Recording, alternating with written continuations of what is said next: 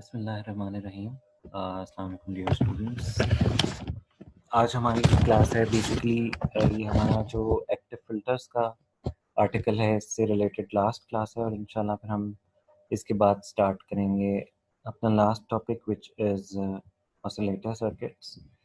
और उसमें देखते हैं कि फिर हमारे पास क्योंकि अभी 6 आवर्स रिमेनिंग है इंक्लूडिंग दिस क्लास 6 आवर्स हैं वैसे तो 5 आवर्स इसके बाद भी हैं अगर क्लासेस 31 मई तक जाती हैं और इफ़ क्लासेस कंटिन्यू देन फिर हमारे पास ज़्यादा टाइम होगा तो देखते हैं कि हमारा वो आर्टिकल कितना कवर हो पाएगा।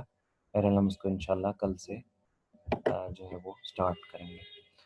So let's start the last lecture of active filters.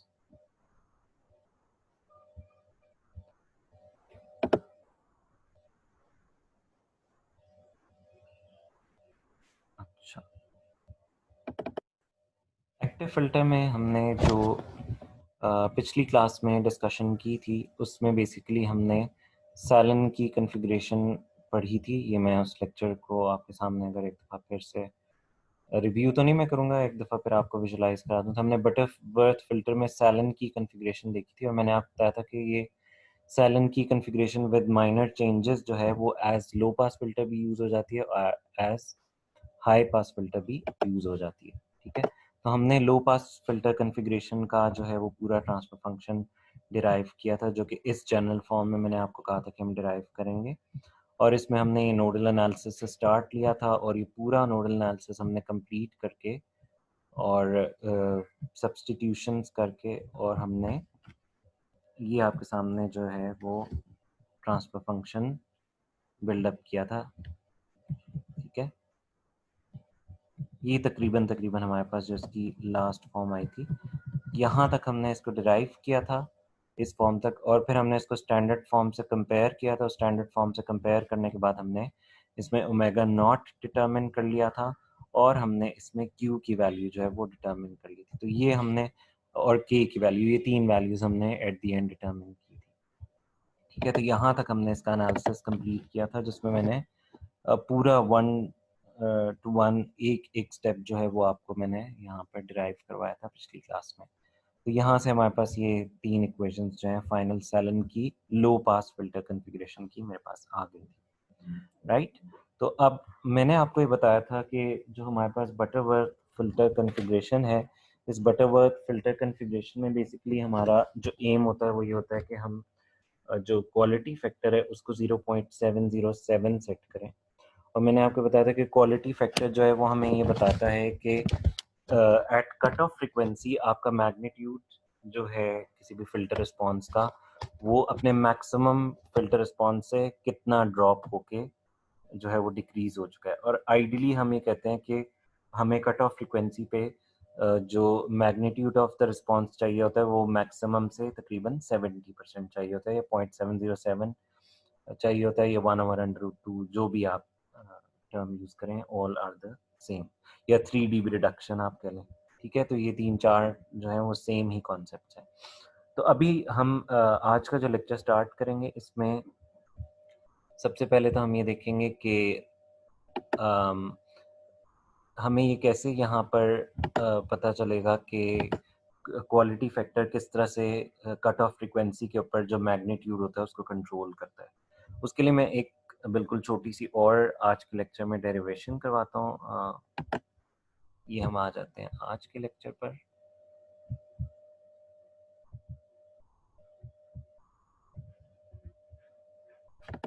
एक मिनट मैं दोबारा से शेयर कर लेता हूँ और हमजा को एडमिट कर लेते हैं। अच्छा जी, आज का लेक्चर है हमारा लेक्चर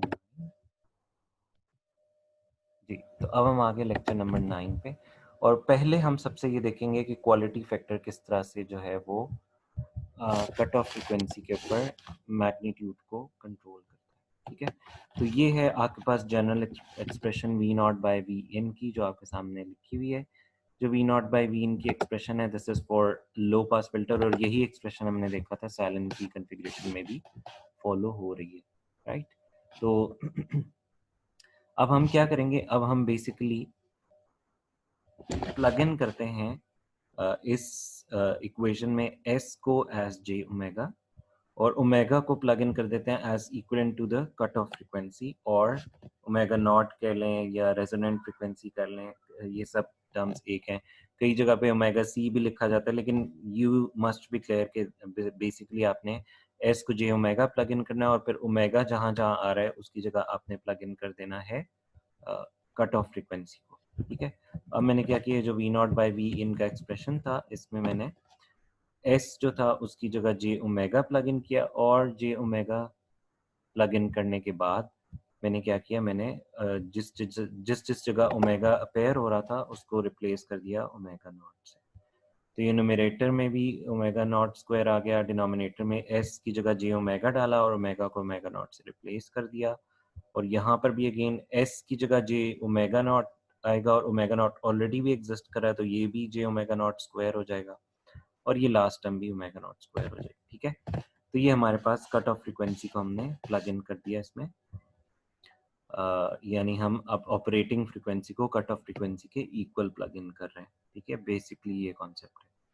अच्छा, तो अब आपने जब ये प्लग इन कर लिया और इसके बाद आप सॉल्व करने पे जाएंगे तो आपके पास ये जो जे ओमेगा नॉट स्क्वायर है, इसमें जब जे का स्क्वायर आप ओपन करेंगे तो वो -1 के इक्वलेंट होता है, तो यानी ये j omega naught square minus omega naught square K equal हो जाएगा। और फिर ये माइनस ओमेगा नॉट स्क्वायर और ये जो लास्ट वाली टर्म है ये वाला ओमेगा नॉट स्क्वायर, ये दोनों आपस में कैंसिल आउट हो जाएंगे, और हमारे पास जो बाकी टर्म्स बच जाएंगी वो बच जाएंगी। न्यूमरेटर में हमारे पास आ जाएगा के ओमेगा नॉट स्क्वायर और डिनोमिनेटर में हमारे पास आ जाएगा j omega naught square divided by Q, right. अब ये ओमेगा नॉट स्क्वायर और ओमेगा नॉट स्क्वायर ये आपस में कैंसिल हो जाएंगे, और ये क्यू जो है ये क्रॉस मल्टीप्लाई न्यूमरेटर में हो जाएगा। तो अब हमारे पास जो V naught by V in reduce होके आएगा वो आ जाएगा V naught by V in is equal to Q K divided by J, right. तो ये आ गया क्यू के डिवाइडेड बाय जे। अब अगर हम इसका मैग्नीट्यूड कैलकुलेट करें तो मैग्नीट्यूड जब आपने कैलकुलेट करना है तो न्यूमरेटर तो हमारा रियल है, तो न्यूमरेटर का मैग्नीट्यूड तो क्यू के ही रहेगा, जबकि जो डिनोमिनेटर है उसमें सिर्फ इमेजिनरी पार्ट एग्जिस्ट कर रहा है, तो इसका जो मैग्नीट्यूड आएगा that would be equal to 1। ठीक है, इसका मैग्नीट्यूड आप कैसे कैलकुलेट करेंगे, under the root real part square जो है वो 0 है तो 0 स्क्वायर प्लस इमेजिनरी पार्ट जो है वो 1 है, तो वो हो जाएगा 0 square plus 1 square under the root, और वो आ जाएगा इक्वल टू 1। अब आपने जब इसका मैग्नीट्यूड ले लिया वी नॉट बाई वी इन तो आ गया क्यू टाइम्स के। ठीक है, के आपका क्या है, के आपका जो डीसी गेन होता है या maximum gain of the filter होता है वो है, और उसके साथ आपका क्वालिटी फैक्टर मल्टीप्लाई हो रहा है। सो दिस मींस अगर आपका क्वालिटी फैक्टर 0.707 होगा तो this means at cut off frequency, या जब आप ऑपरेटिंग फ्रीक्वेंसी को कट ऑफ फ्रीक्वेंसी के इक्वल लेके जाएंगे तो उस वक्त आपका ऑटोमेटिकली मैग्नीट्यूड जो है वो अपने मैक्सिमम या डीसी गेन के 70% पर सेट हो जाएगा। सो हमने इस डेरिवेशन में ये देखा कि अगर हम जो जनरल फंक्शन है लो पास फिल्टर का, चाहे वो सैलन की है या कोई और भी है, अगर हम उसमें बेसिकली जनरल ट्रांसफर फंक्शन में ऑपरेटिंग फ्रीक्वेंसी को कट ऑफ फ्रीक्वेंसी के इक्वलेंट प्लग इन कर दें और हम इसको सॉल्व करें तो हमारे पास जो रिड्यूस होकर ट्रांसफर फंक्शन की मैग्नीट्यूड आती है वो आ जाती है quality factor times the maximum gain और डीसी गेन। तो ये हमें क्लियरली यहाँ डिपिक्ट कर रहा है कि अगर आपका क्वालिटी फैक्टर 0.707 होगा तो दिस मीन्स ऑटोमेटिकली आपका जो फिल्टर रिस्पॉन्स है वो कट ऑफ फ्रीक्वेंसी पे 0.707 ऑफ योर मैक्सिमम गेन जो है वो आ जाएगा। ठीक है,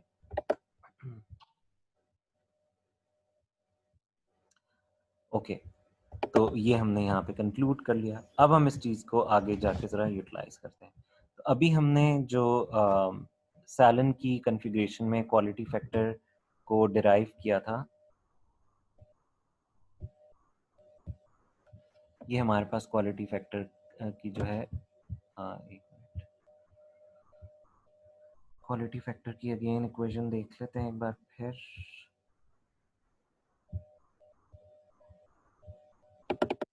this is your quality factor under root r1 r2 c1 c2 divide by r1 plus r2 into c2 plus 1 minus k into r1 c1।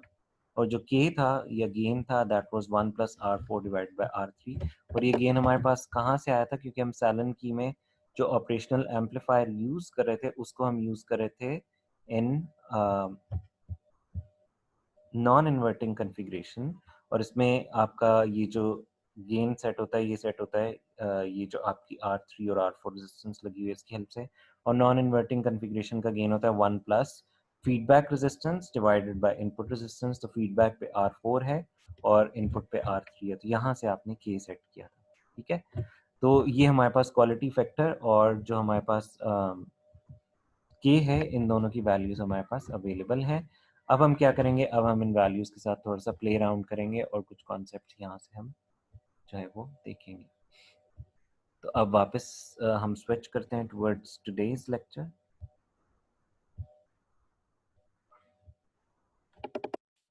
अच्छा, अब हम क्या करें, अब हम ज़रा सिंपलिसिटी के लिए, सिंपल केस देखने के लिए जो R1 और R2 क्वालिटी फैक्टर में अपेयर हो रहे थे हम उनको इक्वल अज्यूम कर लेते हैं। और इसी तरह से जो C1 और C2 हैं उनको भी हम इक्वलेंट टू C यानी बराबर अज्यूम कर लेते हैं। और अब हम जब क्वालिटी फैक्टर में R1 और R2 दोनों की जगह कैपिटल R प्लग इन करेंगे और C1 और C2 की जगह कैपिटल C प्लग इन करेंगे, तो न्यूमरेटर आपका था R1 R2 into C1 into C2, तो वो बन जाएगा R स्क्वायर C स्क्वायर।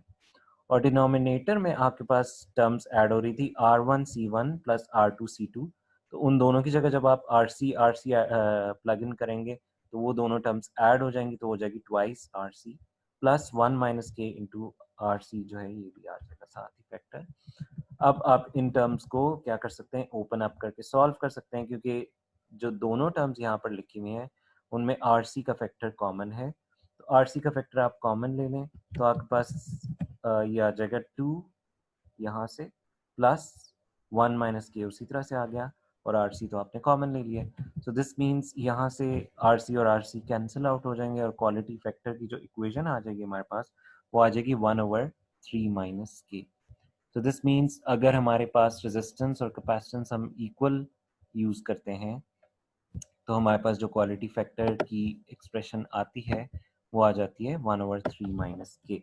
अब ये 1/3 माइनस के में जो के है, ये अभी मैंने आपको बताया कि के is basically 1 plus R4 divided by R3, जो कि नॉन इन्वर्टिंग कॉन्फ़िगरेशन का गेन है। अच्छा, इसमें हम इसको थोड़ा सा और देख लेते हैं कि अगर हमारे पास Q जो है वो 1/3 माइनस के आ रहा है, तो यहाँ हम ये देख सकते हैं कि Q जो है that is only dependent on the gain of the amplifier configuration. ठीक है, यानी क्वालिटी फैक्टर इस केस में आपके पास गेन ऑफ द एम्पलीफायर पे डिपेंड कर रहा होगा। लेकिन यहाँ पर हमें ये देखना है कि जो हमारा गेन है that should be less than 3। ठीक है, क्योंकि अगर आपके पास ये 3 के इक्वलेंट हो जाएगा तो क्वालिटी फैक्टर आपका इनफाइनाइट हो जाएगा, जो कि सिस्टम को अनस्टेबल कर देगा। और अगर आपका गेन जो है वो 3 से ग्रेटर होना शुरू हो जाएगा तो तब भी क्वालिटी फैक्टर नेगेटिव हो जाएगा और वो भी आपके सिस्टम को अनस्टेबल करेगा। सो दिस मीन्स यहाँ लिमिटेशन ये है कि आप जो गेन सेट करेंगे that gain should be less than less than 3। ठीक है, ये मोर देन और इक्वलेंट टू 3 नहीं हो सकता, राइट।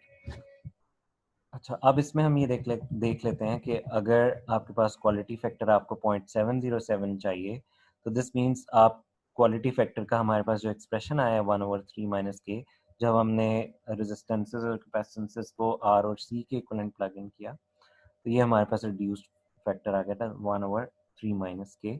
इसको हम इक्वेट कर देते हैं 0.707 से, यहाँ से हमारे पास जो है वो 3 माइनस के की वैल्यू आ जाएगी 1.414, यानी आपने दोनों साइड ऑफ इक्वेशन को क्रॉस मल्टीप्लाई कर दिया। ठीक है, और इधर से अगर आप k को कैलकुलेट करें तो k की वैल्यू आ जाएगी 1.586। यहाँ से बेसिकली आपके पास इस पर्टिकुलर क्वालिटी फैक्टर के लिए रिक्वायर्ड गेन की वैल्यू आपको मिल गई कि अगर आपको क्वालिटी फैक्टर 0.707 सेट करना है तो आपके पास गेन की क्या वैल्यू होनी चाहिए। ठीक है, तो ये हमें यहाँ से मिल गया। अच्छा, अब जब हमें गेन मिल गया तो गेन हमें पता है कि k जो है that is basically equivalent 1 plus R4 divide by R3। तो अब आप जो आपने k की वैल्यू कैलकुलेट किया उसको 1 प्लस R4 बाय R3 के इक्वेट कर दें, तो यहाँ से R4 बाय R3 का जो बेसिकली R4 और R3 का रेशियो है वो आपको मिल जाएगा 0.0 586 के इक्विवेलेंट। अब इसमें आप ये देख सकते हैं कि आप एक रेजिस्टेंस को अगर अज्यूम कर लें तो दूसरी रेजिस्टेंस आप ऑटोमेटिकली कैलकुलेट कर सकते हैं। जैसे यहाँ पर अगर मैं R3 को अज्यूम कर लूँ 10 किलो ओम, तो R4 जो है वो 5.86 किलो ओम यहाँ इस रेशियो की हेल्प से मेरे पास अचीव हो जाएगी। ठीक है, अब एक और चीज़ यहाँ पर हम देखते हैं कि कई जगह ऐसी होंगी कि जहाँ पर आपको सैलन की फिल्टर जो है उसमें गेन नहीं मिल रहा होगा, यानी K1 होगा, और वो कब होगा इसके लिए मुझे अगेन सैलन की का जो सर्किट है उसको रेफर करना होगा। तो let's refer to the previous lecture once again.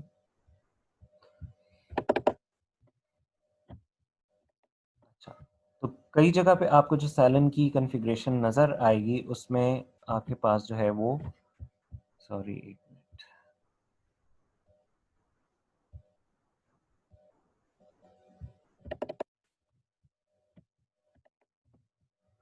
आपको वहाँ पर जो ऑपरेशनल एम्पलीफायर बेस्ड मॉड्यूल सैलन की कॉन्फ़िगरेशन में यूज़ हो रहा है, इसमें ये एज अ बफर नज़र आ रहा होगा।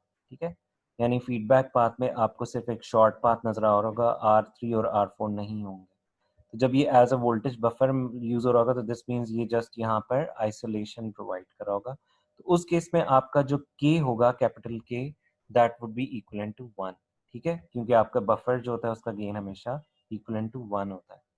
ठीक है, तो उस केस में सिर्फ क्या होगा कि आपका गेन जो है वो 1 के इक्विवेलेंट हो जाएगा, बाकी एक्सप्रेशन पे एज सच कोई फर्क नहीं पड़ेगा। तो जहां जहां आपकी एक्सप्रेशन में के आ रहा है वहां आप के को 1 से रिप्लेस कर देंगे। ठीक है, तो ये आपके पास जो एक्सप्रेशन आ रही थी, इस एक्सप्रेशन में के जो आ रहा है ये न्यूमरेटर में आ रहा था, यहाँ इसको 1 से रिप्लेस कर दें तो दिस मीन्स अब आपका जो बीसी गेन है that would be equivalent to 1।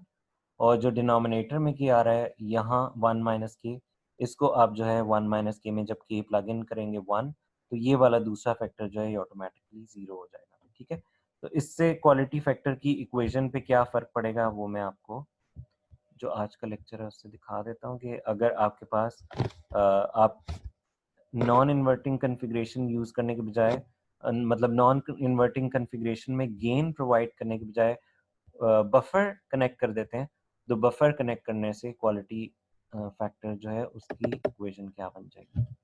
तो लेट्स सी, यानी सिर्फ अगर आपको ये क्वेश्चन पूछा जाए कि अगर आप सैलन की कॉन्फ़िगरेशन में नॉन इन्वर्टिंग कॉन्फ़िगरेशन का गेन जो है उसको 1 कर दें, जिसका इफेक्टिवली मीनिंग ये है कि आप नॉन इन्वर्टिंग कॉन्फ़िगरेशन में बफर को यूटिलाइज कर लें, तो आपके पास गेन की एक्सप्रेशन या क्वालिटी फैक्टर की एक्सप्रेशन पे क्या फ़र्क पड़ेगा।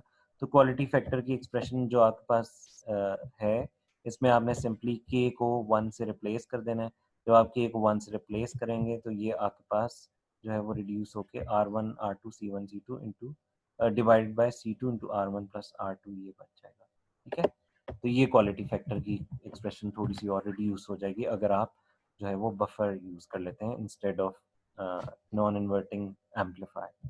ठीक है, अच्छा, ये तो हमारा एनालिसिस कंप्लीट हो गया। अब next thing is Butterworth high pass filter. अब बटरवर्थ हाई पास फिल्टर हमारे पास ये सर्किट है, बटरवर्थ हाई पास फिल्टर। इसको अगर आप बटरवर्थ लो पास फिल्टर से कंपेयर करें तो सिर्फ एक चेंज यहाँ पे की है, और वो एक चेंज ये है कि जो कैपेसिटर और रेजिस्टेंसेस कनेक्टेड थे उनको हमने स्वैप कर दिया। Let's compare these configurations. यहाँ पर अगर आप देखें तो यहाँ पर भी वी इन के साथ भी सी आर सर्किट बन रहा है और उसके बाद भी कैस्केड में सी आर सर्किट बन रहा है। और अगर आप इसी चीज़ को देखना चाहें लो पास फिल्टर कॉन्फ़िगरेशन में, सो लो पास फिल्टर कॉन्फ़िगरेशन में ये किस तरह से था उसको हम एक दफ़ा देख लेते हैं ताकि आपको क्लियर हो जाए कि लो पास फिल्टर कॉन्फ़िगरेशन में जो आरसी सर्किट है वो किस तरह से कनेक्टेड था। ये देखें, लो पास फिल्टर कॉन्फ़िगरेशन में आपके पास जो आरसी थे वो आर और सी कॉन्फ़िगरेशन में कनेक्टेड थे। तो यहाँ हमारे पास जो हाई पास फिल्टर कॉन्फ़िगरेशन है उसमें जो कनेक्टिविटी है वो एज सी आर जो है वो कनेक्टेड है सर्किट। तो अब मैं दोबारा से ओपन करता हूँ हाई पास को।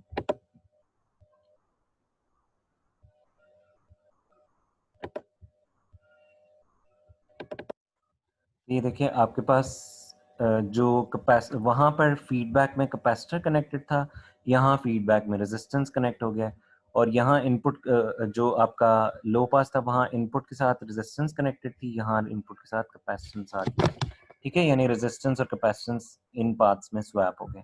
इसी तरह रेजिस्टेंस और कैपेसिटेंस इन पाथ्स में भी स्वैप हो गए। ठीक है, तो ये अब आपका जो है वो लो पास से हाई पास में कन्वर्ट हो गया। ये एज अ हाई पास किस तरह से एक्ट करेगा अगर आप इंट्यूटिवली देखना चाहें तो, अगर आप इनपुट वोल्टेज को देखें तो जब आप इनपुट वोल्टेज की फ्रीक्वेंसी बहुत मिनिमम रखेंगे या क्लोज टू जीरो रखेंगे तो ये दोनों capacitor as an open circuit act करेंगे, क्योंकि कैपेसिटर जो है वो डीसी या लोअर फ्रीक्वेंसी के लिए हाई इम्पिडेंस ऑफर करता है। तो जब ये हाई इम्पिडेंस ऑफर करेंगे तो दिस मीन्स ऑटोमेटिकली आपका यहाँ पे जो इनपुट वोल्टेज डेवलप हो रहा है पॉजिटिव टर्मिनल के ऊपर वो बहुत मिनिमम होगा। जब वो बहुत मिनिमम होगा तो आपका आउटपुट वोल्टेज भी मिनिमम होगा। फिर जब आप जूं इनपुट वोल्टेज जो है उसकी फ्रीक्वेंसी इंक्रीज करते जाएंगे तो ये कैपेसिटर्स जो है इनकी इम्पिडेंस रिड्यूस होती जाएगी। जब इनकी इम्पिडेंस रिड्यूस होती जाएगी तो ऑटोमेटिकली जो आपका पॉजिटिव टर्मिनल पे वोल्टेज अपेयर हो रहा है वो वोल्टेज आपका इंक्रीज होता जाएगा। तो जब वो वोल्टेज इंक्रीज होगा तो दिस मीन्स आउटपुट वोल्टेज जो है वो इनपुट वोल्टेज से कंट्रोल हो रहा होता है गेन से मल्टीप्लाई होने के बाद। सो दिस मीन्स आपका आउटपुट वोल्टेज भी राइज होना शुरू हो जाएगा। सो दैट्स वाई ये कॉन्फ़िगरेशन जो है ये अगर आप कैपेसिटर और रेजिस्टेंस की पोजीशंस को स्वैप कर देते हैं तो ऑटोमेटिकली ये सर्किट जो है वो लो पास से हाई पास फिल्टर में कन्वर्ट हो जाएगा। अब आपने क्या करना है, आपको मैंने ऑलरेडी आपका गूगल क्लासरूम जो है उस पर असाइनमेंट पोस्ट कर दी भी है कि आपने जो है इस हाई पास कॉन्फ़िगरेशन का ट्रांसफर फंक्शन ड्राइव करना है, बिल्कुल उसी तरह से जिस तरह से मैंने डेरिवेशन की है सेम उन्हीं चीज़ों को फॉलो करेंगे आप। लेकिन क्योंकि इम्पिडेंसेस और रेजिस्टेंसेस की पोजीशन स्वैप हुई हुई है तो आपके पास रिजल्ट भी चेंज होगा।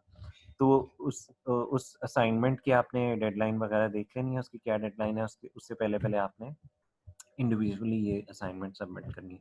तो ये मैंने इसकी फाइनल फॉर्म यहाँ पर लिख दी है ताकि आप इसको रेफर कर सकें कि आप जब डेरिवेशन करेंगे तो इस डेरिवेशन को करने के बाद आपके पास जो फाइनल रिजल्ट आएगा वो क्या आएगा, वो आएगा k times S square divide by S square plus S times r1c2 plus r1c1 plus r2c2 into 1 minus k over r1 r2 c1 c2 plus 1 over r1 r2 c1 c2।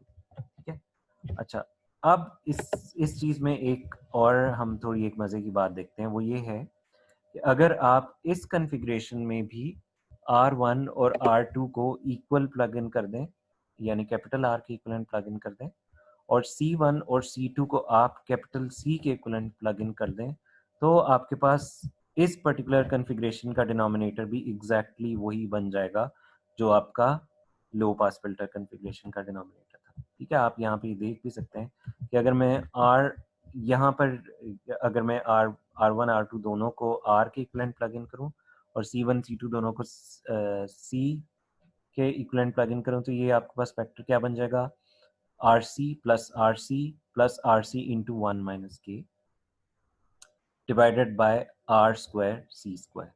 ठीक है, तो अब आपके पास ये जो RC और RC है ये ऐड हो जाएंगे तो ये आ जाएंगे 2RC plus RC into 1 minus के। इनको जब आप सॉल्व करेंगे तो ऑटोमेटिकली वो आ जाएगा RC टाइम्स 3 माइनस के, जो अभी हमने पीछे भी ड्राइव किया था वहां से भी आप इसको लिंक अप कर सकते हैं। तो आ जाएगा RC times 3 minus K divided bye RC और RC कैंसिल हो जाएंगे, यानी आ जाएगा 3 minus K divided bye RC। तो जो 1 ओवर RC का फैक्टर है उसको आप ओमेगा नॉट अज्यूम कर लेते हैं, तो ये ऑटोमेटिकली आपके पास जो है वो ओमेगा नॉट या ओमेगा C यहाँ पर आ जाएगा। ठीक है, तो ये आपके पास डिनोमिनेटर एग्जैक्टली वही हो जाएगा जो आपके पास पिछले केस में डिनोमिनेटर आ रहा था। ठीक है, तो अब आपके पास अगेन क्वालिटी फैक्टर को अगर आपने 0.707 रखना है तो उसको 7.707 रखने के लिए आपको एग्जैक्टली उसी तरह से सॉल्व करना पड़ेगा कि आप क्वालिटी फैक्टर को 0.707 अगर रखना चाह रहे हैं तो दिस मीन्स आप 1/3 माइनस के को 0.707 के इक्वेट करेंगे। वहाँ से अगेन आपको जो के की वैल्यू मिल जाएगी और के की वैल्यू से आपको R4/R3 का रेशियो जो है वो मिल जाएगा, 2.586 आ जाएगा। तो ये रेशियो वही रहेगा जो आपका लो पास फिल्टर कन्फिग्रेशन में था।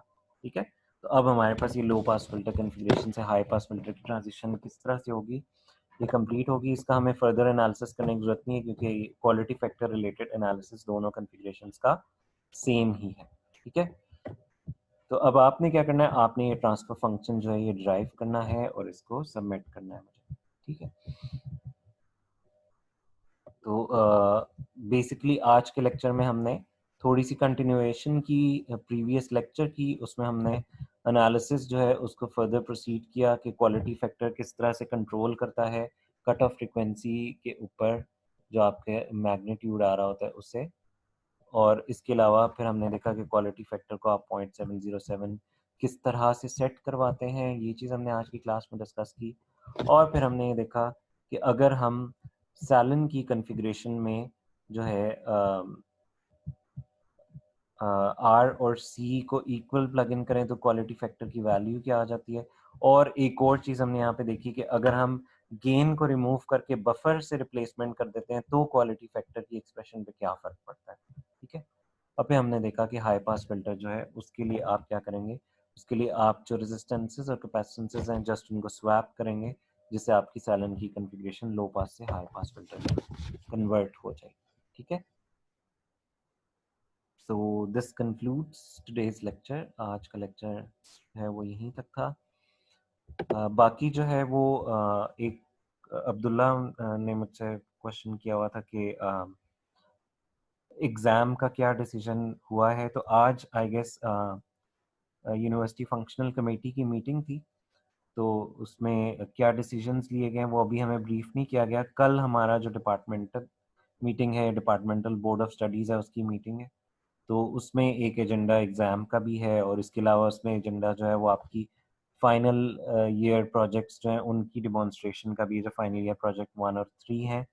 तो अब हम देखेंगे कि हमें कल क्या ब्रीफिंग मिलती है और क्या डिसीजंस लिए गए। तो फिर मैं इंशाल्लाह आपको जो है वो कल की क्लास में उस पर ब्रीफ कर सकूँगा कि क्या डिसाइड हुआ। ठीक है, तो आज के लेक्चर से जो रिलेटेड क्वेश्चंस हैं वो आप पूछ सकते हैं।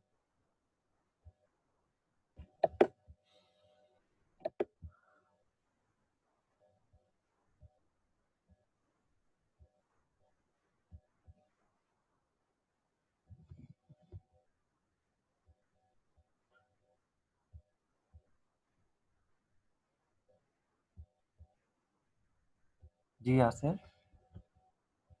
सर वो वीडियो बीच में से थोड़ी सी कट गई थी। वो के की वैल्यू को आपने 1 क्यों किया था? के की वैल्यू को 1 मैंने इसलिए किया था कि बेसिकली मैं आपको ये बता रहा था कि अभी हम जो सैलन की को पढ़ रहे हैं इसमें हमने जो ऑपरेशनल एम्पलीफायर है उसको नॉन इन्वर्टिंग कन्फिग्रेशन में यूज़ किया, यानी हम उसमें जो है एक तो आइसोलेशन भी अचीव कर रहे हैं और गेन भी अचीव कर रहे हैं। ठीक है, जो कैपिटल के है वो बेसिकली नॉन इन्वर्टिंग कन्फिग्रेशन का गेन है विच इज़ 1+R4/R3।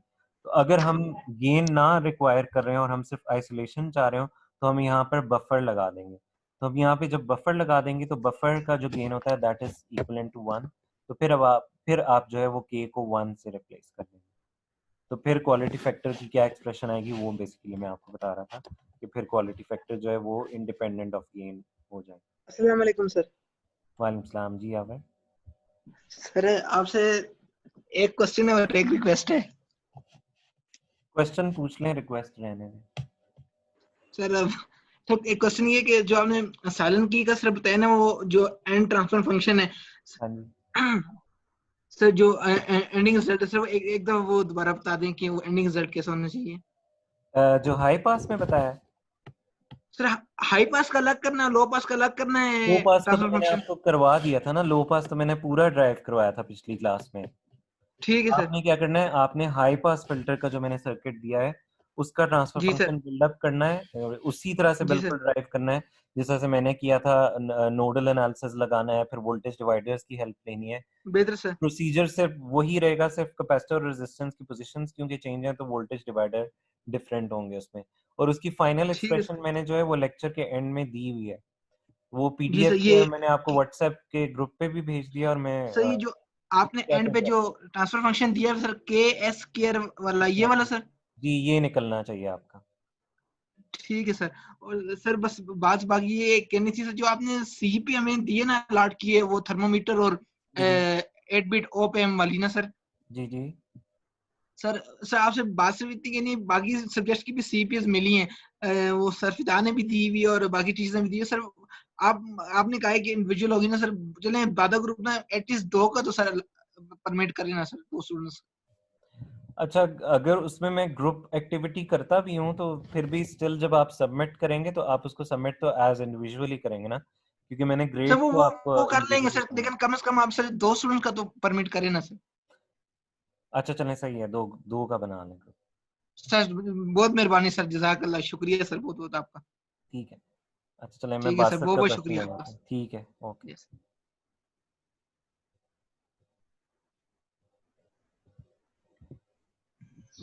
हेलो, अस्सलाम वालेकुम सर।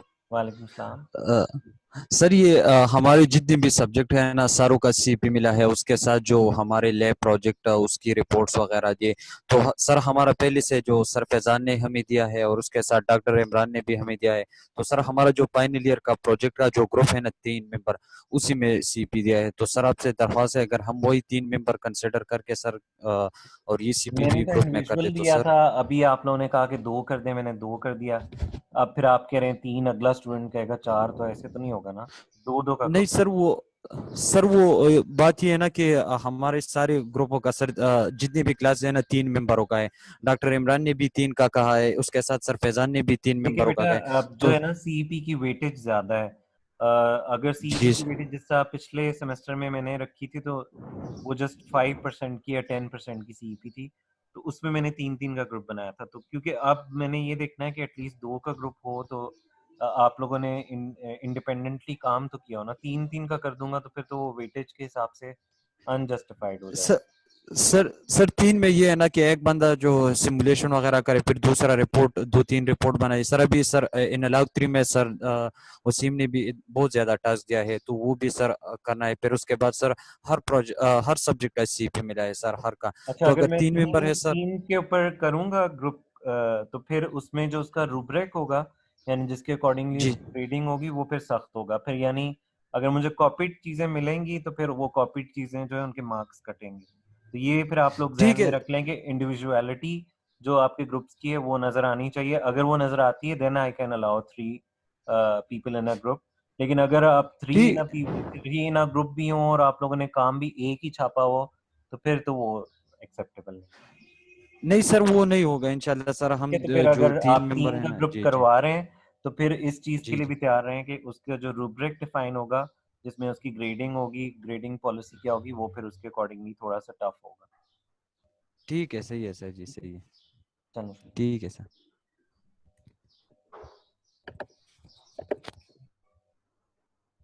Okay, next question.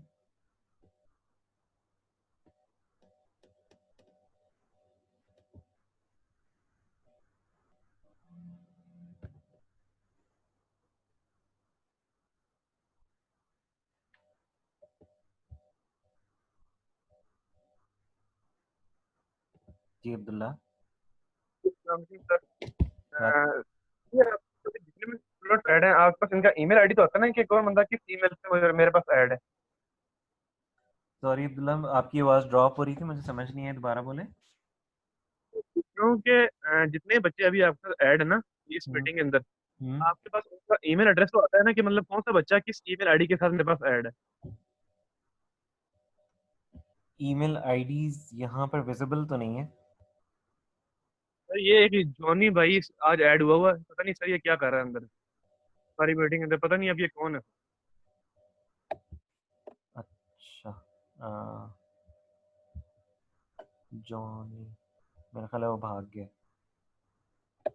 बाकी सर अभी अभी उसने उसकी उसकी जो चैट देखे ना तो उसने क्या क्या क्या बातें कही हैं भाई, पता नहीं क्या अजीब सी बातें कर रहा अच्छा है। मैं उससे उसका रोल नंबर पूछ रहा हूँ, अभी नहीं रहा वैसे रोल। अच्छा, चलें, ठीक है, मैं ठीक देख है। लेता हूँ कौन। ओके।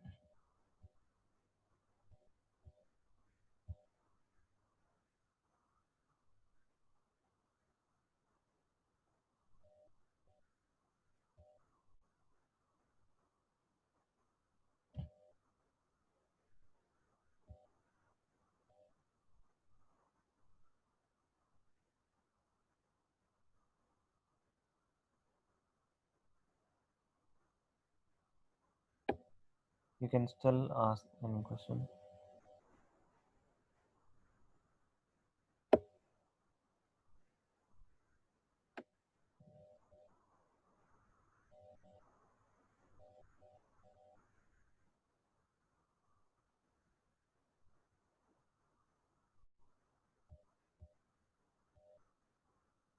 जी आवाज। असल में सर सर सर सर ये सर ये बस लास्ट चीज जो थोड़ी सी डाउट है सर वो क्लियर क्लियर करना था। वो सर जो प्रॉब्लम स्टेटमेंट है ना बेसिकली उसमें आपने जो हमसे डिमांड किया हुआ है कि थर्मोमीटर पे डेटा आए वो सेंस हो और वो फाइनल फॉर्म में जाके एसएसटी पे डिस्प्ले हो ना। लेकिन सर आपने ये बात वहां नहीं कन्वे की हुई कि वो जो थर्मोमीटर डेटा सेंस करे, थर्मोमीटर से सर कोल्डनेस या हार्डनेस को डिटेक्ट करते हैं ना। तो हमने कोल्डनेस के हिसाब से सारा सिनेरियो क्रिएट करना है कि हार्डनेस के हिसाब से क्रिएट करना है? बेटा, आपने जो रूम टेम्परेचर है आपने जस्ट उसको मेजर करना है और उसको आपने डिस्प्ले करवाना है। अच्छा, बस मतलब 25 डिग्री जो नॉर्मल टेम्परेचर होता है रूम का उसको मतलब आगे करना है। जी जी, जो भी टेम्परेचर है आपने उसको मेजर करना है। एनालॉग वो मेजर होगा, उसको डिजिटल में कन्वर्ट करना है। डिजिटल में कन्वर्ट करने के बाद आपने उसको 7 सेगमेंट डिस्प्ले के ऊपर डिस्प्ले करना और सर इसमें इसमें जो जो डिजाइन प्रोसेस और स्टिमुलेशन अगर बिल्कुल ठीक चल रही हो नंबर अच्छे मिल जाएंगे ना सर? है। हाँ जी, डिज़ाइन प्रोसेस भी सही हुआ और सिमुलेशन भी सही हुई, और मुझे लगा कि आपने हर ग्रुप ने इंडिविजुअली काम किया हुआ है, तो फिर नंबर अच्छे मिल जाएंगे। ठीक है सर, बेहतरीन है sir. Okay sir, thanks sir. Okay.